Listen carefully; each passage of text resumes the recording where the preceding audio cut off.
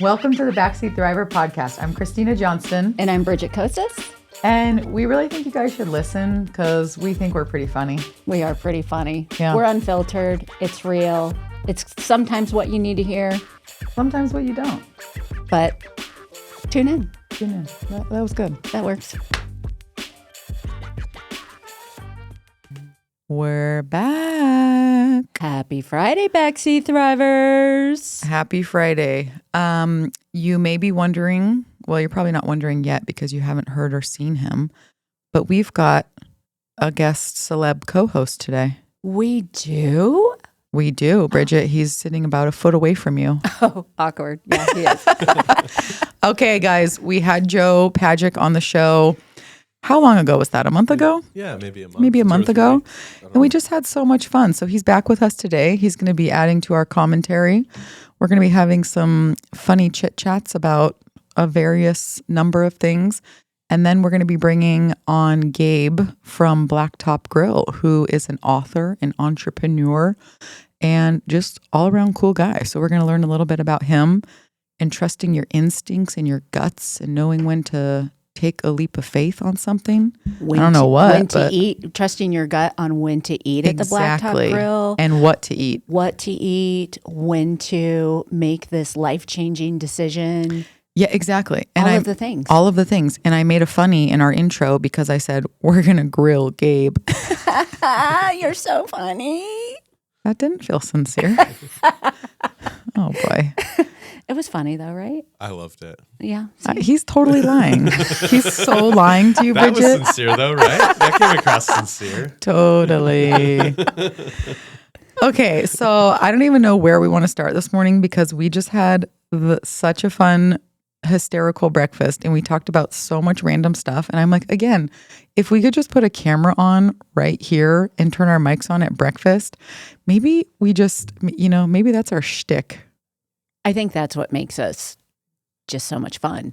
I think so too. We just go with it. Yeah, because Joe, we've got nothing prepared for you because, we're not prepared for you. Because we picked you up at the restaurant. We're like, hey, you want to come on We the just show? spent an hour and a half talking about all the cool stuff and now we're out of things to talk about. Right. Exactly.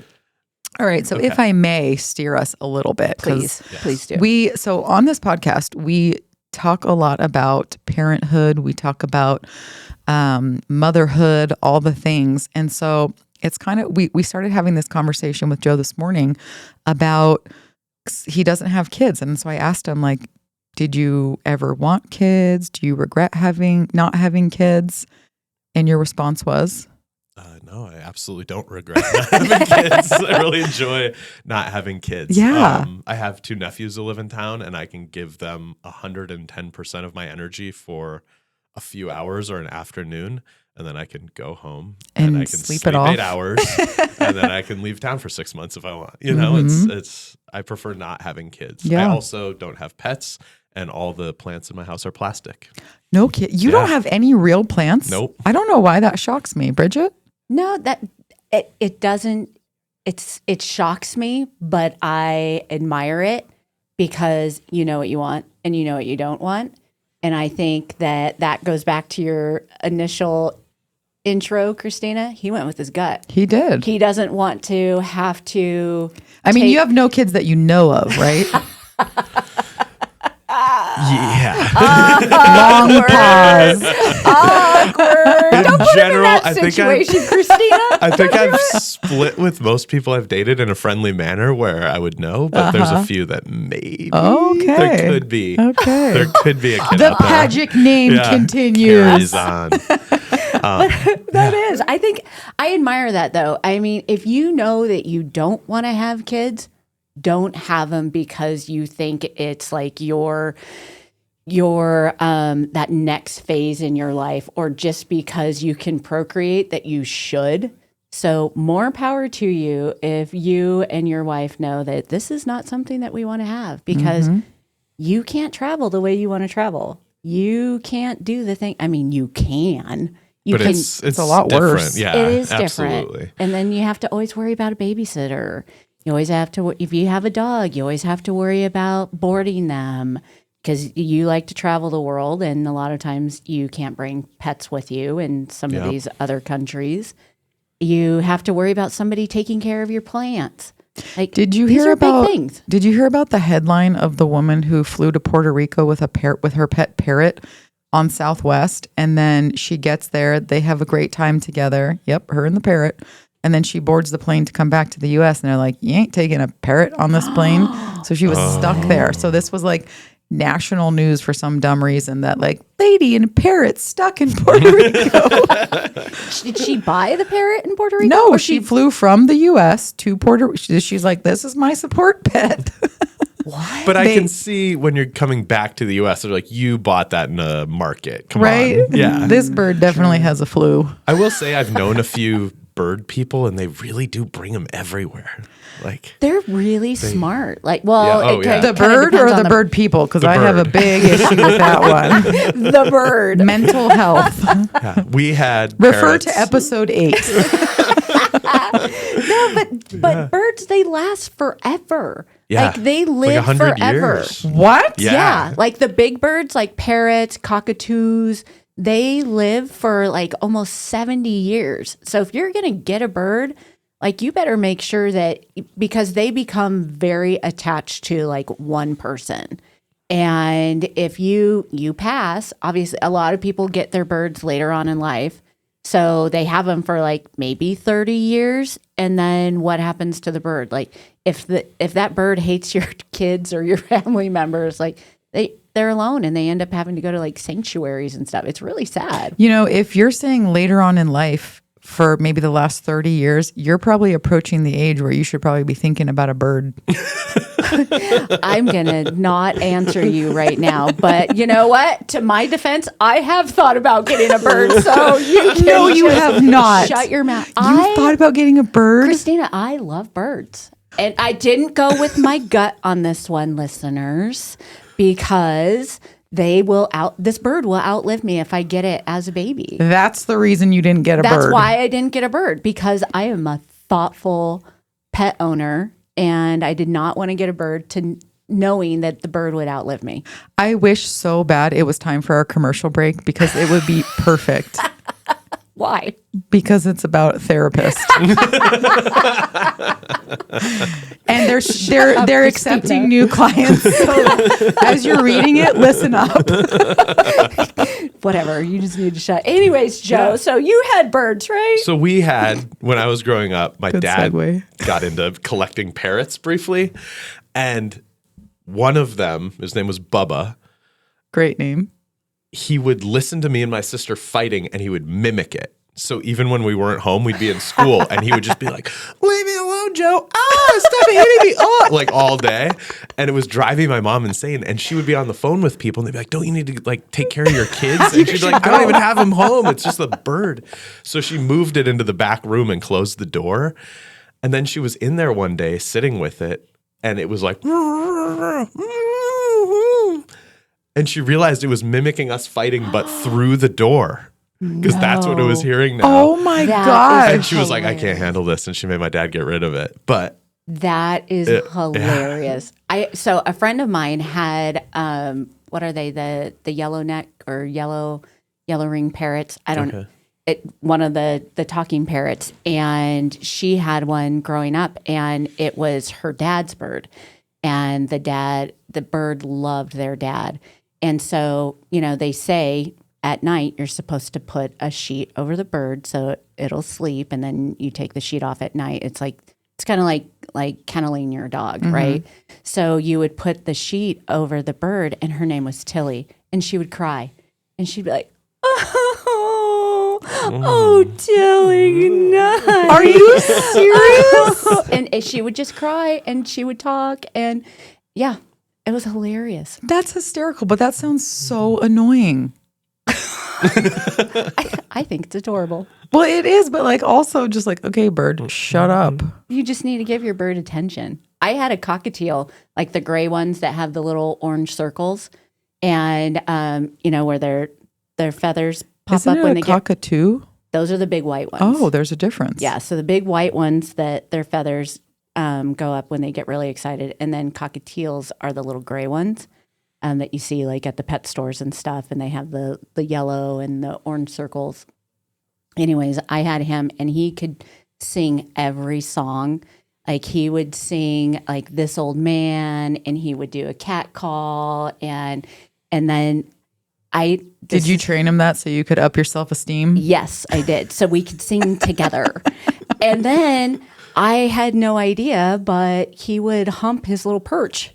And he would hump his perch and be like, "Ooh, Charlie, ooh, Charlie, Charlie, ooh, Charlie, ooh, Charlie, Charlie." And I was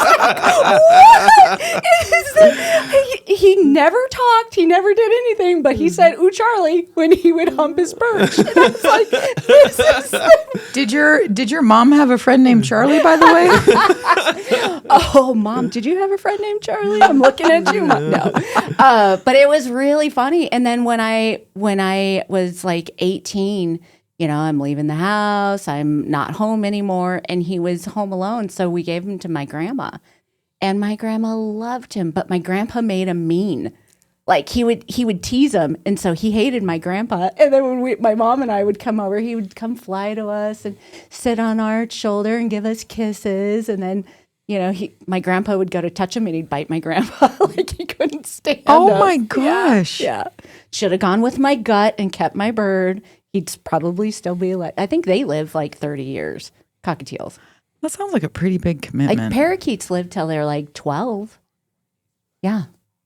So if your kids ask for a bird, Christina, tell them no. No. Get That's a hamsters. hard They only no. live for like 3 years. You're good. Yeah. My And a betta fish, maybe. you know what? My mom bought my stepkids a fish. Like one of the first times she hung out with them, she took them to buy a fish, and it finally just died. And Finally. and the hamster, You've been waiting. the hamster died too.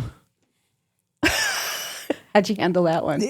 Not well. But pets are a big commitment. So have you ever, did you grow up with dogs or anything? Oh, we had everything. Okay. Yeah. And I love pets, and I love gardening, and I love growing plants, but it just doesn't work with traveling and stuff like that. Okay, so that doesn't feel like a big I will lay in loss. bed at night and look at greenhouses and plans for building greenhouses, but it's like if I'm going to leave, it's all going to die, and then what's it true. for?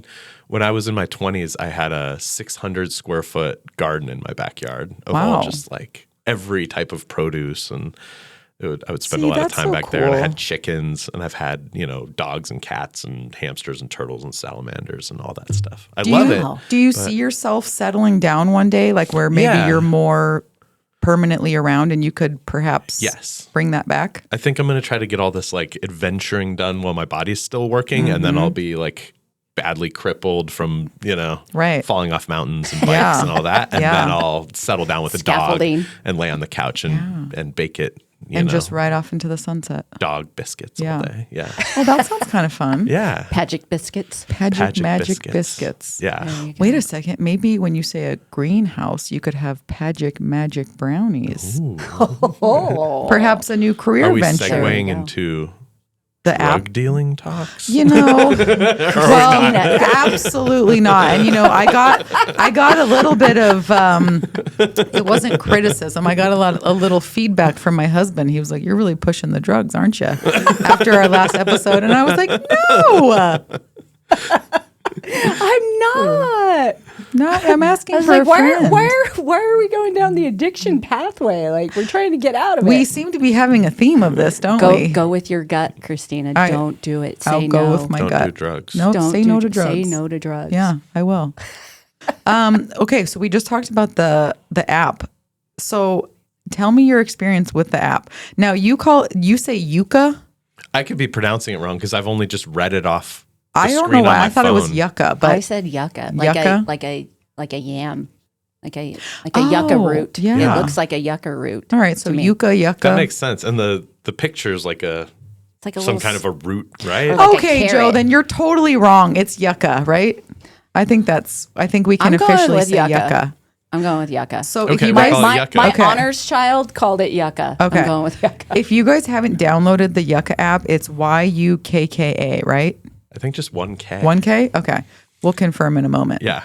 It is so fun, but it's really disappointing. Like it gets really sad when you think you're using a product. Okay, so Joe, give an explanation of what it is. Okay, basically, I think there's a whole lot of features that I don't use on it, but the one I use all the time, you can point your phone's camera at the barcode on anything you're buying as far as food or lotions or shampoo or any of that.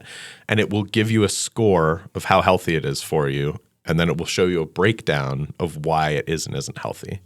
So you can see like, oh, here's this thing I'm eating all the time. And you point it and it gives it a score of 2 out of 100, gives a big red circle showing it's bad. And then you can click through and see, oh, it has, 14 additives that cause cancer in it. Or you can click it and it gets a big red circle because it has too much fat and sugar and salt. And you're like, oh, this is going to taste good. And then you buy it anyway, as long as it doesn't have the additives. As long as it doesn't cause cancer. We don't care about diabetes. Yeah. So for me, I just use it to find additives and stuff like that. Okay. If it's unhealthy in other ways, I'll go for it. But we started just using it in our house to kind of find that stuff. And it was amazing. We very quickly transitioned to like everything in our pantry now is green dot rated excellent or above. So we just know anything we're grabbing when we're making food now is healthy, at least as far as, keeping us away from all these additives that they dump in, which my wife is European. So in Europe, all this stuff that we're eating over here is banned. And so she came over here and was horrified by all the garbage we eate. Oh, I'm sure. Is very minimal. And it's crazy because it can be the same product. Like my husband and I were just talking about this like 2 nights ago, like gummies. Yeah. Like Twin Snakes, Haribo. Oh, so like, good. Like Haribo gummies. Here in the United States, they have like red dye number whatever, yellow dye number whatever, blue dye number whatever. In Europe, none of that. Totally. Yeah. So it blew my mind when I went over there. I pick up the package. I'm like, it doesn't. These are Twin Snakes, Haribo Twin Snakes, and there's none of these additives. You pick it up here in the States, and it's every single chemical you can imagine. It's like, why? Like, even like Kraft mac and cheese over right? there, it doesn't have all the additives because they're illegal. Tastes the same. Yep. Then what is the logic? I think it's like they have chemical waste coming out of factories and they're like, well, we're not allowed to dump this in the ocean, so let's mix it into the Kraft mac and cheese powder. Make mac and cheese with it. Yeah. I remember an interview, and I think it was Gwyneth Paltrow, and she said something like she'd rather do heroin than feed her kids mac and cheese. Crap. And I was like, I'm not sure I go that far, but I kind of see your point. Do like Annie's mac and cheese. Does that not have, I'm going to have to get the app out and I'll snap it. Yeah, but that app, like there are some things where you're thinking, oh, this is all natural. Oh, this is really clean. And you can't trust your gut because your gut's so full of this crap that, what do you even do? It's so true.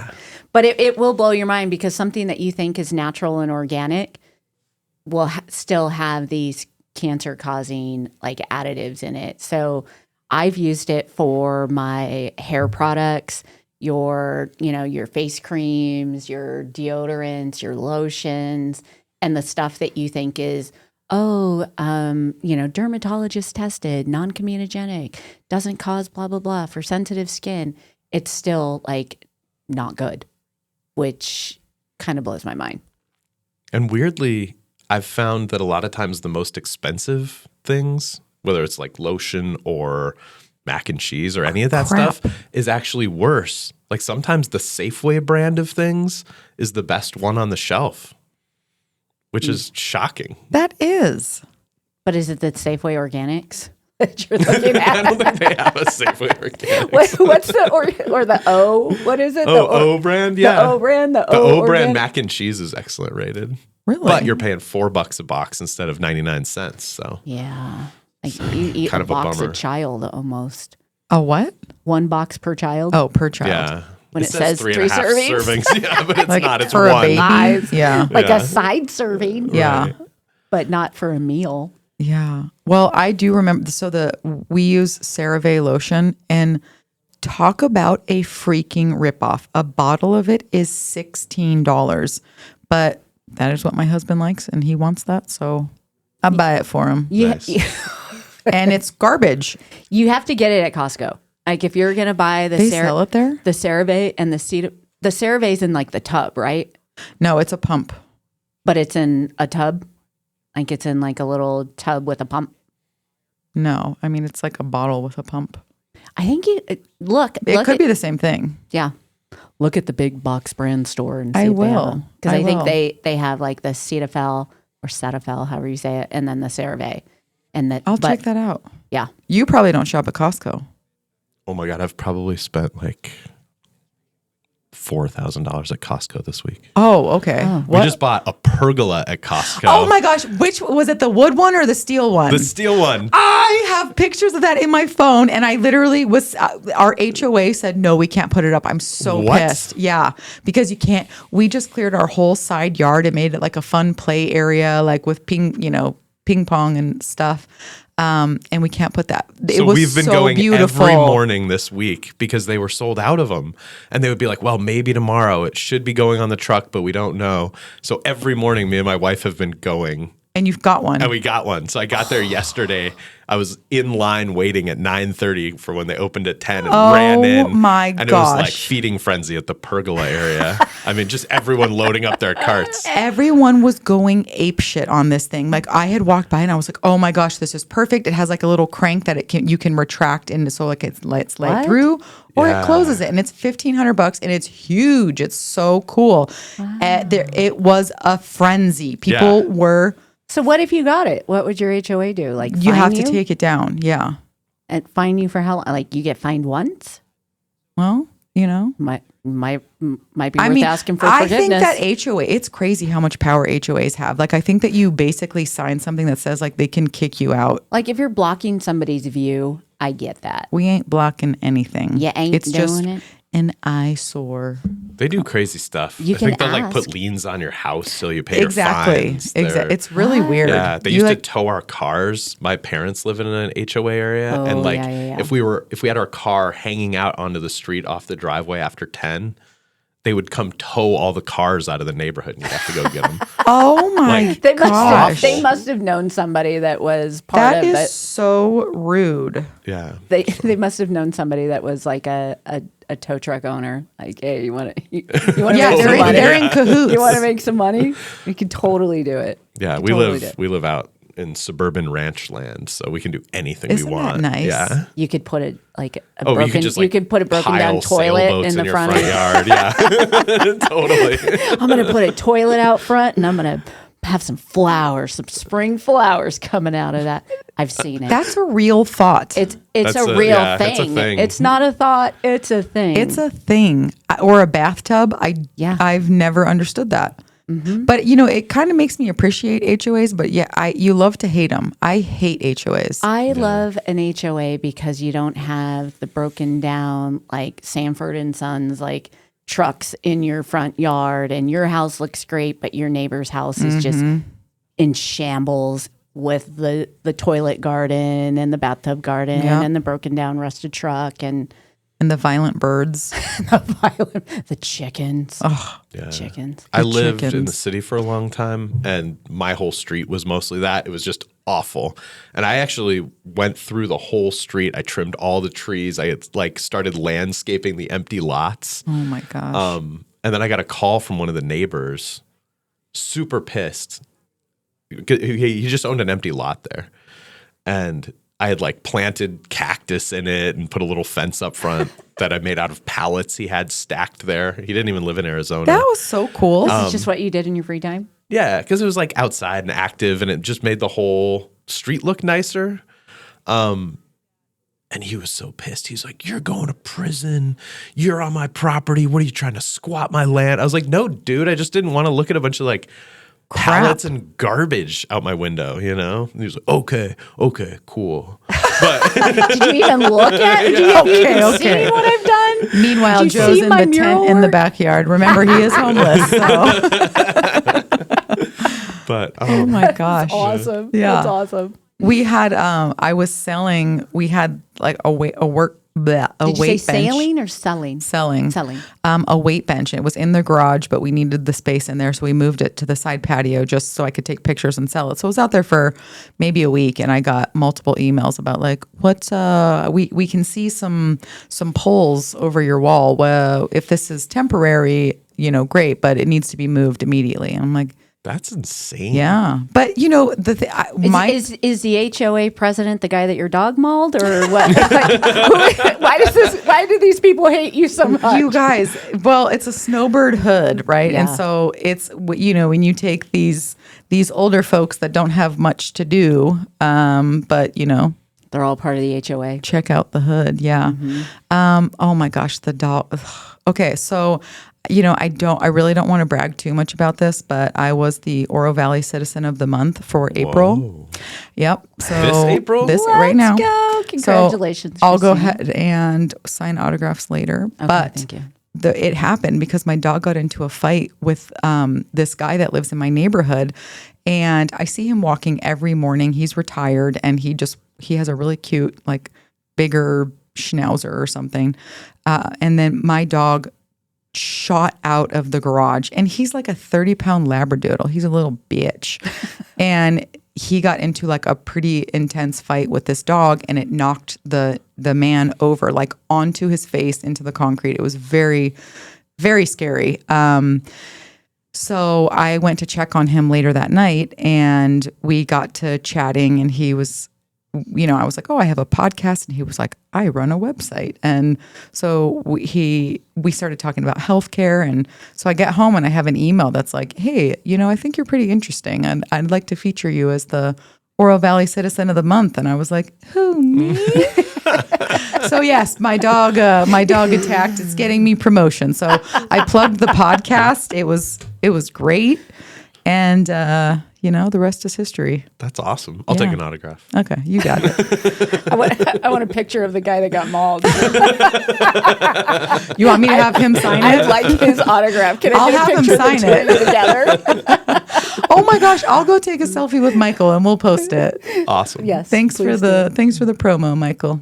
That's right. Yeah. Can you each have your dogs on your laps when you take it? Well, listen, you're not wrong. We've definitely got a reputation now in the hood because I went to take my dog for a walk the other day and he saw me and he waved and then abruptly did a 180 and walked the opposite direction. And I was like, oh, so we're not going to try to like reintroduce the dogs and give them a little, a little love. No. And now I've noticed the other You're a neighbors with horrible dogs, pet they owner. see us and they turn around and talk. Or they turn around and walk. So They're talking. They're talking. They know the house on the corner. They This one's a know. horrible pet owner. Yeah. She's the unleasher. Yeah, exactly. She probably lets her dog poop on the street and doesn't pick it up. It's her. And you can see a pole sticking up from the back of her yard. Exactly. This is what happens when you let the riffraff in our neighborhood. How did they must be renters. Exactly. That's totally. Oh, I think they're renters. Is it an Airbnb? Ugh. Look at all those cars in their front yard. I know it is bad, because we have 2 teen drivers, and so our front driveway looks like a freaking car lot, and we use garage space for other things. So yeah, we're probably the black sheep of the hood. Dang, I didn't really think about that quite just like that until I now. think you should trust your gut. But isn't it weird you're beating yourself up for having cars in your driveway? No. This is the construct of society. This is the construct of modern HOAs. I'm here to break it. Good. Yeah. I'm leaving my trash can out for an extra 12 hours. I briefly lived in an HOA where they had just neglected to put a paint color list in their rules. Oh, no. And one of the neighbors painted their house yellow and purple. It was one of those like all beige, every house exactly the same. And they went yellow and purple. And the HOA very quickly changed it. But it was too late. They were like, we did it when it was legal. You can't make us pay to change it. Yeah. And it just sat there like a Wow. big middle finger to everyone. That's Oh intense. my gosh. My old neighborhood. So I have the cutest little house. It's like in a tiny cul-de-sac with maybe 6 or 7 houses. And this new couple moved in and we have the rusted metal garage doors. They're so love beautiful. those, yeah. They're so beautiful. They freaking painted their metal garage door red. Ooh. Red. And all of us were like literally freaking out in our driveways, myself included, like, what are they? Why did they do that? They didn't read the rules. And my next door neighbor at that time, she was one of those people that like, she would see a leaf out of place and would like text me and be like, Christina, there's a, you haven't trimmed the leaf. Crazy. And I was like, oh, she's on it. And so they literally 2 days later, I saw them out there, like the saddest faces, and they were stripped. They were using paint stripper. It completely ruined the garage door. And you know how expensive a freaking metal garage door is? It's unbelievable. It's unbelievable. And it was like, you could see the sadness on them as they're and now it's just the ugliest, it looks like it's corroded, but not in the cool way. Ugh. Yeah. They are. Garage doors are so expensive now. Why? Especially the rusted ones. Mm-hmm. Yeah, I mean, you're looking at almost $15,000 for a garage door. Oh, It's Bridget, disgusting. when did you? That's like a single car garage door, not a 2-car garage, Yeah. but a single, Okay. like a shed door. Yeah. You're looking at like $15,000. Yeah, we were looking at we were having some issues, and he was like, "It's probably going to be about $25,000," and I was like, "For what?" Yeah. You just buy a new car. Just throw your old car away. Exactly. Oh So my true. Let it gosh. rust out in the I know. driveway for a while. And get I a new know. one every year. So, we're going to be taking a quick break, but our guest is not here yet. So, Okay. I think maybe we'll just continue yapping for a moment. Sounds good. Okay, so Joe, one of the things, we kind of glazed over this but I thought this was super cool. When we were talking about parenthood, Joe was talking about the breaking the chain. Oh, yeah. Go back to that, because that was kind of like a moment. Yeah. So this, in general, I don't regret not having kids, but I was reading Bill Bryson's A Brief History of Nearly Everything, which is a fantastic book. And he talks about how every ancestor you've had, going all the way back to the beginning of whatever you view life is, managed to successfully meet a mate, reproduce, and raise that next kid to adulthood where they could do the same thing. Every single one of your ancestors has done that. And so if you don't have kids, you're the one breaking that chain that goes back billions of years. How does that make you feel? Wild. I know we were talking about this earlier. I feel that it goes back to the expectation. It goes back to the expectation that you have to procreate. You have to, continue the name, continue the lineage. And it's like you're, as a human and as a person of that family, it is your expectation. And as a man, I feel like that is so much more the expectation that if you don't procreate, the name stops with you. There will be no more Pagacs in Yes, that's in true. the world. Yeah. In the world. That's Or at least in Tucson. I think there's a few other ones out there. But as a woman, you get married, you change your name. And it kind of ends. it ends. There's no expectation that your lineage and your name continues, the family name continues.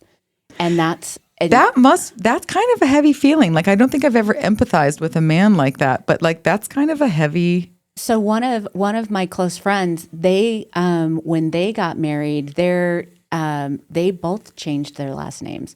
So they created a new last name for each other, and this is going to be their last name as a couple. Did they forward. just do a celebrity name where they combine the two? Yeah. Oh, for real? Yeah. So they combined them, and now their last name is Fox, which is way cool. Fox? Way cool. Yeah. Oh, Fox. Yeah, Fox, Okay. as in the Fox Den, Fox and Okay. the Hound. The Yeah, no, animal. I'm aware of what a fox is. I just want to make sure you can hear me. But I have to tell you, I'm like, what two names equal Fox? Was it Ox and Frank? His last name started with an F. Her last name was Cox, and now they're I'd Fox. change that. It was actually kind of cool. But I just thought that was just this new generation. It didn't, But to what your- about the heritage? Why does it matter? Well, I don't know because people say it does. Exactly. Like that, like break the norm. Well, I also know people now Make your own path. who will do like their daughters get the mother's name and the sons get the father's last name. But which is interesting, but then it also makes it very confusing when you're just introducing people to Very like much. it makes your family feel somehow less cohesive. Yeah. But in the Hispanic family, like everybody, it's the mother's name and the father's name. So you end up having like you end up having like 5 names because it's your first name, your middle name, your mother's maiden name, and then your father's name. So you end up with like the Cristina, Victoria, Herrera, Mantires, and it's like the super long name. And that was a really good accent, by the way. It's because I'm Latin. I know. You should talk like that more. I should, but I don't know the language. You're well prettier when you sound like that. enough. You're prettier with your mouth closed. I had such a good one, but sometimes I forget that my parents listen to this. I'm like, okay, this is funny. We're going to take a quick break, and then we're going to come back and we're going to be talking with Gabe. So, Bridget, read it in your nice Latin voice. In my nice Latin voice. Okay, let's take us to break, Shay. LNC Therapy, a compassionate mental health private practice proudly serving the Tucson community. They specialize in supporting children, teens, and young adults facing challenges such as depression, anxiety, ADHD, anger management, grief, and more. The dedicated team of experienced clinical therapists is there to provide personalized care tailored to meet your family's unique needs. LNC Therapy can be found here locally in Tucson, Arizona, address at 7493 North Oracle Road, Suite 135. They're accepting new clients in person or telehealth. You can also find them online and learn more about their therapists at hello@landctherapy.com. All right, Christina, Bridget, we're changing us over. Hey, Gabe, how are you? How are you? Good morning. Super excited. Oh, you brought us books? Yeah, this is she, just to like wave around and so you guys can Oh, check it out. hey, Wave it around, check Bridget. this out. I'm going to wave it around. I saw a podcast one time where they set it up like that. The guy was talking, and I thought it was a great idea. So. Did your wife give you these pointers? No, I actually came up on my own. So. Oh, yeah. dang. Not bad, eh? Not bad. I'm getting better. You're I've never getting- written a book before, so I'm starting to This- figure out how to. This is amazing. Yeah, thanks Okay. for Okay, having so me. Gabe, we've never got to meet before, so this is fun. So we've got Joe in here. Joe, nice to He's meet you. our celeb co-host for today. And we had your wife on, and it was so freaking fun with her. We had such a blast. You have such a cool wife. And so Thank when you. she was talking about you, we're like, okay, well, if you guys like each other, you must be Right? super cool. So, okay. So, Bridget, talk a little us bit. away? Take us away. I'm going to take it into away. this. Okay, Bring not it. not to steal your thunder, Gabe. No, but not at all. For our listeners, the wife that we are talking about is Marielle. She was our guasha queen. That's right. She was on our show a few weeks back, and she had nothing but amazing things to say about you. Obviously. Yeah, and likewise. She's great. She's a great partner, a great life partner. Right? Yeah. And so one of the things that Christina and I, when she had shared, hey, Gabe would love to come on your show. Like, oh my God, you guys are like the power couple. You guys Thank you. Yeah. are the entrepreneurs. Yeah. And to, part of our theme today is going with your gut. Okay. Like how do you make that jump? How do you make that step to go from like the corporate world or working for the man to go out and go on your own and start your own business? Because you're running the restaurant, she's running the salon. Yeah. And how, to have the gut and the strength and the courage to do that, Yeah. I find absolutely phenomenal. Thank you. So Gabe, tell us a little bit about yourself, about your journey, and tell us a little bit about the Blacktop Grill. Yeah, I love it. Wait, do you Gabe, want me to before- start from the very beginning? Gabe, before you start, I just want you to take a look at the screen and Mm-hmm. see how perfectly your book is in the Shay. Will you cup? Okay, perfect. See, that You know product this. placement nailed it. I've been watching a lot of podcasts, and so I knew exactly where to place it and how. And I'm a big podcaster, if you will, like just listening. I'm a sponge.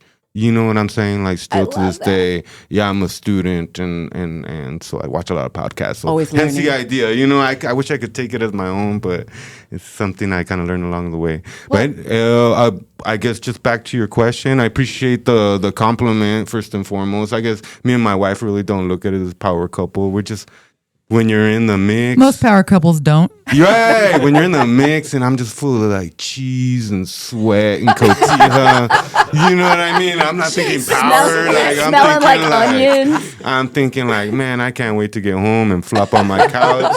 Yeah, Get my facial massage. yeah, I mean that's the other Mario, thing, come right? on. Like, Hold on. I'll clean the cheese off. You Will do will have you beautiful wash on me? skin, thank Gabe. you. Like for real. Yeah, my wife has me on You're this. glowing. Like, thank you. It's like a lot of like oils and greases from like restaurant Not biz. cheese. Hamburger grease. I use that on my cheeks. And if it wasn't for my wife, I wouldn't know what gua sha was, but I know what it is now, and I'm like, you know what I mean, very educated in skincare. Good like, job, You know, good just because job. I'm always hearing and seeing and stuff. Does like she get that. you with that snail cream? No, My wife's got a wish. snail cream that she's always putting on my face. No, You use snail cream? Yeah. Oh my gosh, this is a big thing now. Yeah, it's huge. We're gonna have to Is ask it Marielle really? about that. I have no idea what It's snail literally cream like is. snail. It sounds delicious, like something secretions thrown or on a something cracker or disgusting. something. Yeah, it's supposed to be like a miracle. We'll have Escargot. to ask her. Yeah, exactly. Escargot. I Sounds- got you. Something Okay. you dip a cracker in or something like that. I'm like, dang, that sounds Hey, really maybe good. that could be a new addition to the menu. Just gave me an idea. beef tallow. How to market it is a whole other story, like some snail cream. You know, I'm unemployed. You know, if you need some side work. For Yeah, it, you got it. Yeah, I'll keep you in mind. Yeah. But just to get back to your question, I've been in the industry a long time. I started in the restaurants when I was 16. First job, KFC. You know, I'll never forget the day I walked in and you know, just kind of been in the industry a long time, you know. So I've done everything, you know, fast food, fast casual, fine dining. And I was never in the kitchen, ironically. I was always actually like a server or a bartender. And, you know, just kind of like that length of time in the industry really allowed me to figure out food combinations and know what makes it an item work, essentially. Also, too, just really seeing all the spinning wheels of the restaurant industry. So, you know, subconsciously, I was intaking everything without knowing that one day, like, I was to have a restaurant of my own. You know, and you ask about that jump, and that jump, it's probably one of the scariest jumps you'll ever make in your life. So when I first started, I was just a small food truck, a little hot dog cart you see on every corner. Now, here's the crazy part, right? And I tell you this all the time, but when I bought that food cart, it was just as scary as opening up a full-size restaurant. Same fear. Yeah. Same fear. So that fear never goes away, really. You know what I mean? And now, Okay, that's so interesting that Yeah. you're saying like the fear is not scalable. It is the same like hot dog cart to full size restaurant. Yeah. That's pretty wild. That it I is would pretty not wild. assume that. Yeah, and it's something I kind of learned. Like, you know, and anytime, you know, I want to make another move. For example, we opened a downtown spot for 2023. We opened a food truck, and it was the same fear again. So, you know, just knowing that the fear is always going to be there and just a little belief in yourself, you just kind of jump in and figure out all the headaches and everything else as you go. You know, I wish I could say it was a linear, you know, experience, but yeah, you're going to run into some stuff and So, Gabe, like Yeah. when food, I remember like growing up, like there were never food trucks unless you know, that you had the hot dog stands, right? And that was it. mm-hmm. Now food trucks, like that is a whole new movement. Like that is a whole new dining experience. And there, I still think that there are some people that are like, I'm not going to go to a food truck. How fresh is that? How are they cooking it? Where are they storing it? And there's like, I think there's still a little bit of a stigma in the trust of the food truck. Like you have to be like a true foodie or just love the food or love the environment in order to navigate into that food truck space. But help me break the stigma for those that are like, I don't frequent the food not truck. eating out of the back of your car. I mean, and honestly, those are the best ones. You know what I mean? Even when like, you know, the rules weren't as intense for food trucks back in the day, those are the trucks that I would go to as a younger adult, right? Like just, man, you would just find those spots. Affordable. Yeah. You just didn't want to know where they were keeping their food.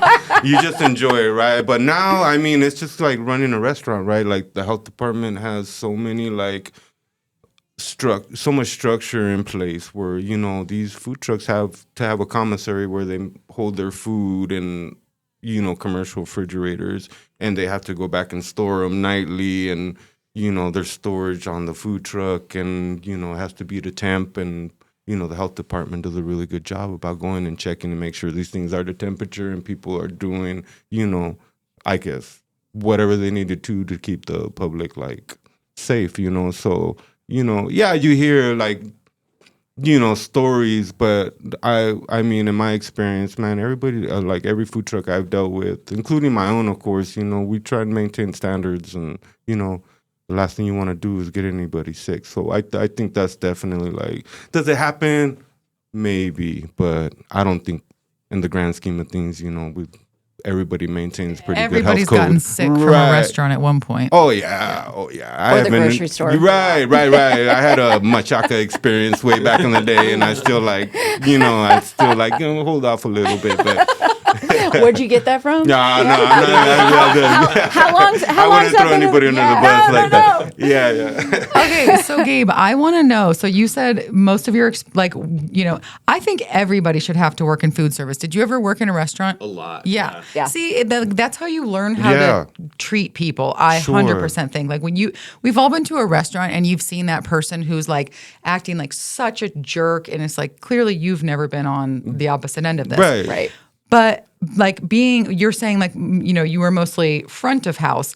When was the moment that you were like, wait, I can actually cook and I can create menus and I could do this myself? Yeah, you know, it took a little bit, right? So I opened the small truck, and I was essentially forced to like start making stuff, right? So and as the years progressed, I just got better and better and better. And now, like, for example, today I could do a catering of 60 people by myself, like on a tiny little truck.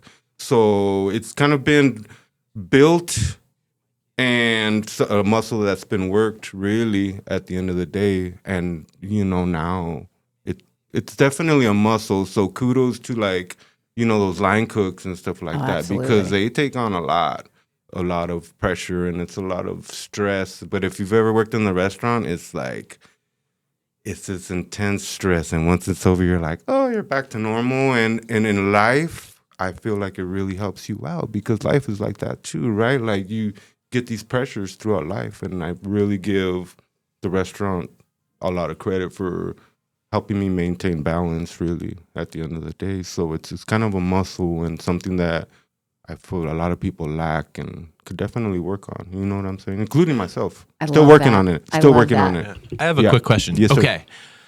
So with food trucks, you're so limited on space. Yes, sir. And stuff like that.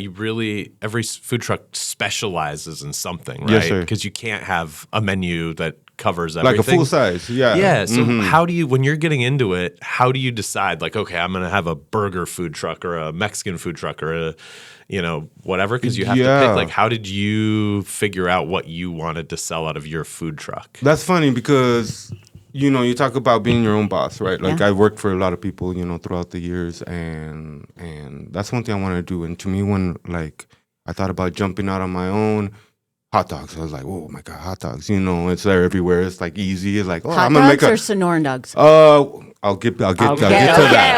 All right. I'll get to that. And so, you know, I was like, all right, it's a quick, easy buck. So in the beginning, it's just for the $1. Like, you know what I'm saying? Like, oh, I can make a quick, easy buck if I go and do this. Not knowing how much work is involved and oh my God. So anyway, back to that story. When I jumped in, you know, we got an amazing Sonoran hot dog community. But I knew that somehow I needed to stand out. So we started doing it a little differently. Like one of our very first hot dogs and was a Hawaiian hot dog. We fresh crushed pineapple, diced jalapenos, red onion, and baked coconut on top. That was one of our very first hot dogs. Yeah, it was amazing. Bomb. Super bomb. That sounds so. That I've sounds- never thought of that combination on a hot dog. And we had it at the restaurant for It's a like a little bit, wasabi but hot dog.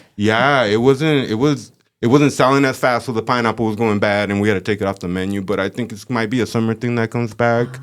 But back to that story, like just starting off, like really, I go, okay, there's Sonorans everywhere. We need to like separate ourselves somehow, some way. So without knowing it, we just started experimenting with hot dogs, and my wife's amazing, and she helped me test a bunch of. We actually counted like 150 combinations we tried.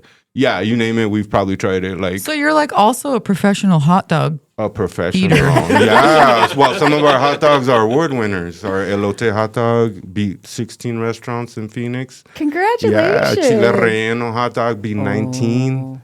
Our Shanghai hot dog beat another like 16, 17 restaurants in Phoenix. Are these hot dogs available at the Blacktop Grill? All of them. All of them. They're on the menu all the time. Yeah. So tell our listeners where they can find the Blacktop Grill. Blacktop Grill is located at 8300 North Thornydale Road. We're in between Jerry Bob's and Barnfire Grill. Yeah, we just have a nice little nook, man. We love our little nook, and people are starting to figure out we're there, you know.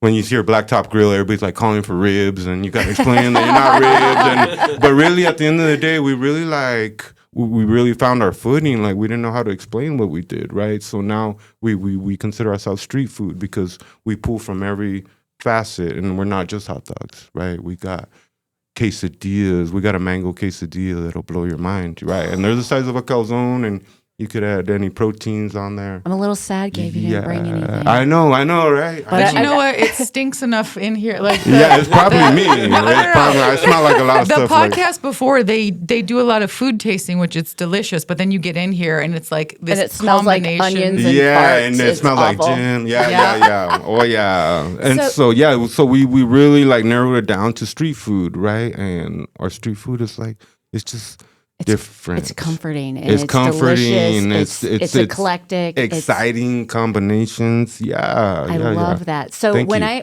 I say you guys are a power couple, you and Marielle, you guys own your own businesses. Mm-hmm. You guys are running the business. Mm-hmm. So any business owner out there knows that you don't get to go home and go to bed. You don't clock out at 5 o'clock. So you guys are raising a child, and we have a book here. Yes. So you are an author as well. Tell us a little bit about your book. Gabe. That's crazy to be considered an author, and I'm still getting used to that, right? And I never thought I'd write a book, and now it's here in front of me, and that's the beauty of compounding, I guess. You know, in a When do you nutshell. find the time? How do you do all the things that you guys do? Yeah, you just got to make it.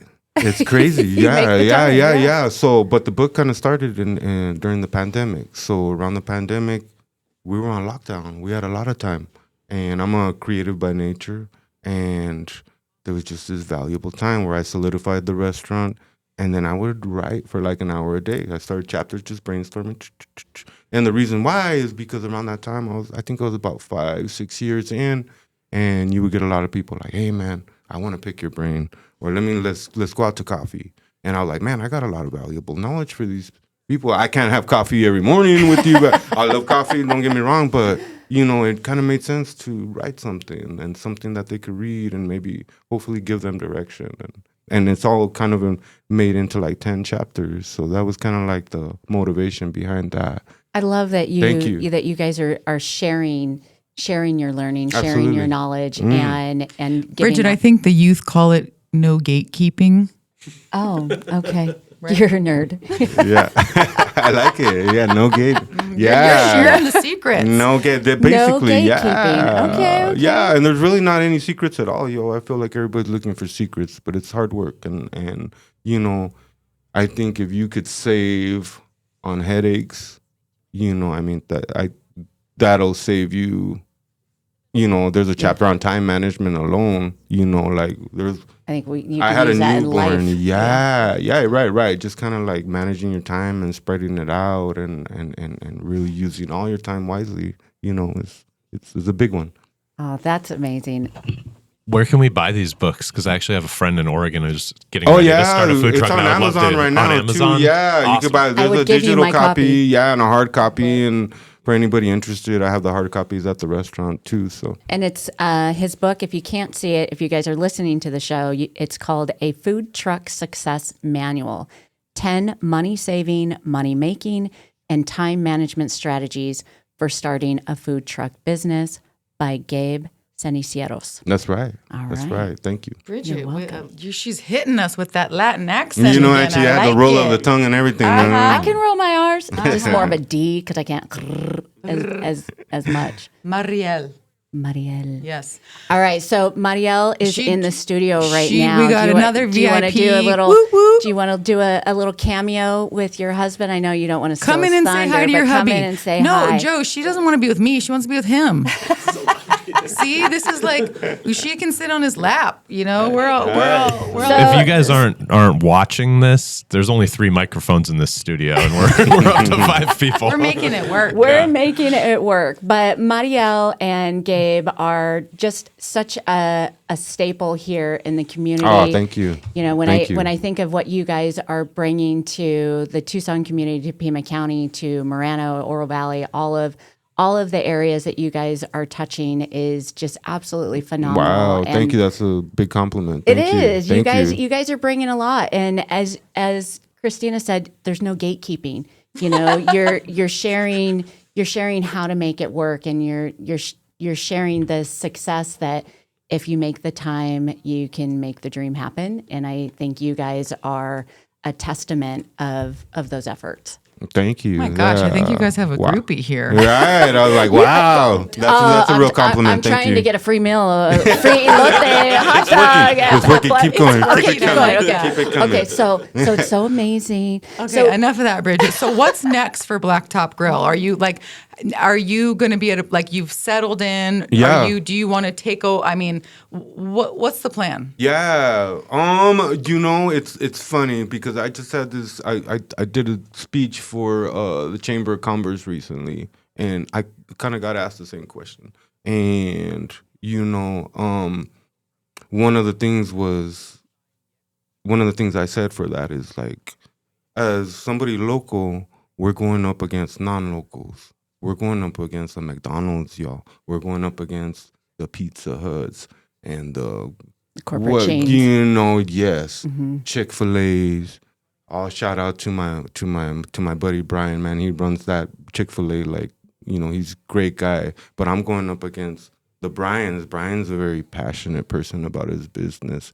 And I think sometimes the locals, we forget that and how much work we're going to have to put in to stay afloat. And I'm happy to say, you know, we're getting ready to hit 5 years, which is humongous. Congratulations. Thank you. Right, because most restaurants fail after I think 6 months. Yeah, I a think year. the more one. I mean, I'm not gonna say no names, but I saw one like quit after 6 months. I was like, That's man, it's a tough, one of the most volatile, toughest businesses you'll ever go to, but it's also the most gratifying work you'll ever do. And if you could figure it out, it's a beautiful dance. Like, you know, and man, it's very humbling that we're hitting 5 years. But to answer your question, it's like my job right now is to build that foundation strong. So before I allow my ego to like take over and like, oh, I'm gonna open restaurants all over town. Like, no, I really want to get that foundation strong so that we be sure that we could make it another 5, 10, 15 years. And then before considering opening something else up, like on any side of town. So that's my job right now, and I got a great team right now, and we're killing it, and the bills are getting paid. There you go. Yeah, man, like yeah. So that's my goal right now. So before we think about expansion and stuff like that, I really want to get to know like every aspect of my business and make sure that when we do expand, it feels right for sure. I love that. And I Thank think you. it was one of the things we had Chef Tyler Fenton on our show. I want to say it was a couple months back and you know, as a business owner, as, you know, working in your restaurant, you know, not only owning the restaurant, but working in the restaurant. And when you get ready to expand, like you need to know that that team that you're expanding with, you know, that is going to help you run that next location, Absolutely. that you trust them, that they're capable, and that they are going to put as much effort and love into that work as you have Yes, ma'am. into it. And I think that, I mean, that says a lot of that expansion and kind of going with your gut of who's going to run this next store with me. Sure. You know, you're going to own it. You're going to do the oversight, but who are you going to trust to help manage that That's space? definitely true. And it's a constant training, not only from me to them, but for me as a new owner, essentially, in the grand scheme of things, right? So I'm still learning a lot and still incorporating a lot. And it's like a never-ending drink from a water hose, right? It just keeps coming and coming and coming. You got your floaties on. You're staying afloat, but you're choking every once in a while. But it's also exciting for me because I've seen it from the very specs, and to see like how far we've come in this amount of time is very motivating for me and inspiring, and you know, it keeps me waking up every morning excited. And you still have your food truck? Still got two of them. Yes, Still got two. yeah. Okay. So right now we're in catering season. We're on our way out, but it's like I think we've done just since January something crazy like 30 caterings and events, and so it's taxing. And then you know trying to maintain everything now with a smile on your face. It's definitely you know you got to be in some pretty good shape, and you know. So we're coming up on graduation season. We're coming up on Memorial. So if any of our listeners were interested in having the Blacktop Grill for catering, how do they find you? Yeah, you can find it on the website. You could request. A lot of people go for the food truck. I feel like people are starting to figure out that trying to make food on their own is very taxing. Oh my God, it's so much work. The beauty about us is we could consider like any size catering because we got a smaller truck too. Right, so we can make any budget work, and you could find it on the website. You could request a food truck. It'll ask you for information, basic information, the date, time, how many people, and then we just kind of go from there. But the beauty is, I got a larger food truck and I also got a smaller one, so the smaller one fits into little crevices and backyards, and I've seen it all at this point. And the big one, get me some alleyway hot dogs. Yeah, that's it. Yeah. So if you see like a random food truck in an alleyway, then it's probably us. Yeah. Do you have any idea how many hot dogs you sell a year? Oh my God. No. Thousands. Oh my God. Yeah. Yeah. In a year span, thousands. Man. Thousands. Okay, Oh, yeah.